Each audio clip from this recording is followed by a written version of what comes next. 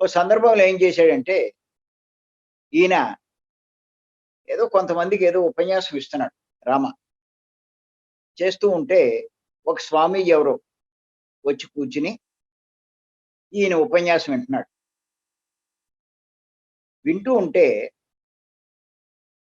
ఆయన ఊరికే వింటున్నాడు అంతే. నేను ఎంతసేపు చెప్తున్నా అలా వింటున్నాడు. ఉపన్యాసం అయిపోయాక ఆ స్వామీజీని అడిగాడు. "ఏమయ్య నువ్వు ఇలా ఖాళీగా కూర్చుని ఊరికే వింటున్నావు. రాసుకోవచ్చు కదా!" అని చెప్పి.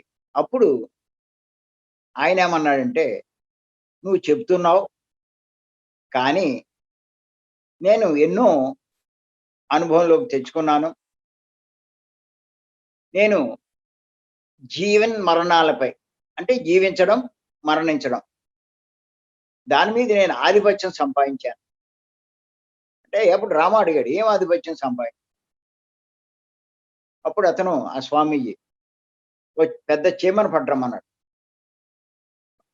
వాడు గమ్ముని ఆ చీమను తీసుకొచ్చారు. పెద్ద చీమని. ఆయనేం చేశాడంటే, ఆ చీమని 3 ముక్కల కింద నరికాడు. నరికి ఆ ముక్కల వంక తీక్షణంగా చూశాడు. చూస్తే ఆ ముక్కలన్నీ మెల్లిమెల్లిగా ఒకదానికొకటి దగ్గరికొచ్చి అతుక్కుని ఆ చీమ బతికి మళ్ళా వెళ్ళిపోయింది. రామ చూశాడు. ఆశ్చర్యపోయాడు. అబ్బా! నేనేదో సామాన్యుడనుకున్నాను. ఎంత పని చేశాడు. అప్పుడు ఆయన్నడిగాడు, "ఏవండీ నీకీ విద్య ఎలా వచ్చిందని?" అప్పుడాయన చెప్పాడు, "బాబు నువ్వు ఏ గురువు దగ్గర నేర్చుకున్నావో, ఆ గురువు దగ్గరే నేను నేర్చుకున్నాను ఈ విద్య." అప్పుడు రామకి ఆయన గురువుగారి మీద చాలా కోపమొచ్చింది.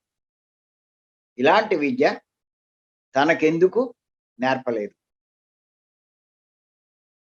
అని చెప్పి ఆయన మీద బాగా కోపమొచ్చింది. అప్పుడేం చేశాడంటే, ఆ గురువుగారి దగ్గరికెళ్ళాడు. వెళ్ళి ఆయనతోటి ఏమన్నాడంటే, "నాకు నేర్పని విషయాలు వేరొకరికి ఎందుకు మీరు నేర్పారు? ఇతరులకి ఎందుకు మీరు బోధిస్తున్నారు?" అని అడిగాడు. అప్పుడు గురువుగారు ఏమన్నారంటే, "నీకు ఎన్నో బోధించాను. కానీ నీవు వాటిని ఆచరణలో పెట్టలేదన్నాడు. నీకెన్నో బోధించాను. నువ్వు వాటిని ఆచరణలో పెట్టలేదు. అది నా తప్పు కాదు. నువ్వు ఆచరణలో పెట్టకపోతే అది నా తప్పు ఎలా అవుతుంది? ఏ ఘన కార్యమైనా సరే అభ్యాసం మీద ఆధారపడి ఉంటుంది. నువ్వు గొప్ప కార్యాలు సాధించాలి అంటే అభ్యాసం చేయాలి. అభ్యాసం మీద ఆధారపడి ఉంటుంది. నీకు పియానో పియానో వాయిద్యం గురించి ఎంత తెలిసినా దానిని అభ్యాసం చెయ్యకపోతే ఆ పియానోని నువ్వు సంగీతాన్ని ప్రదర్శించలేవు.